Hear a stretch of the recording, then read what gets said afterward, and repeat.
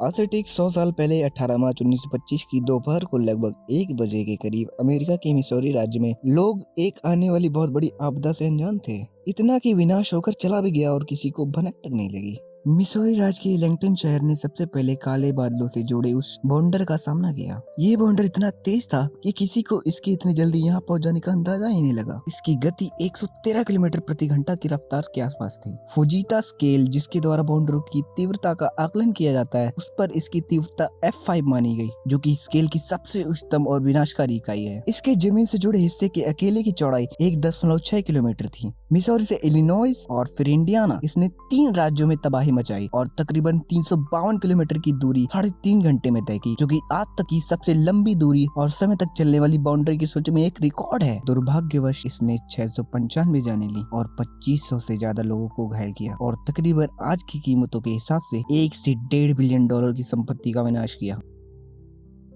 ये घटना मैंने इसलिए नहीं सुनाई कि शायद ये कोई सबसे ज्यादा घातक बाउंडर था या इसी ने बाउंडरों के इतिहास में सबसे ज्यादा जाने ली होंगी। नहीं, मैंने इसे इसलिए बताया कि 99% हवा और सिर्फ 1% पानी की बूंदों से बनी प्रकृति की एक रचना आखिर कैसे इतने भयानक बाउंडर का रूप ले लेती है, और आज हम यही जानेंगे। तो कृपया आगे की बातों को इस घटना से जोड़कर ना देखें। ओके, तो जैसे हमने देखा बाउंडर कितना खतरनाक हो सकता है, और मैं इस बाउंडर की बात तो बिल्कुल भी नहीं कर रहा। एक बाउंडर के बनने से पहले कई चीजें साथ में मौजूद होनी चाहिए। सबसे पहले धड़कते, गड़गड़ाते, खांसते बादल होने जरूरी हैं। इन बादलों के साथ साथ एक ताजे हट्टे कट्टे तूफान का होना भी जरूरी है, और साथ ही साथ मौसम भी थोड़ा बहुत गर्म मिजाज का होना चाहिए।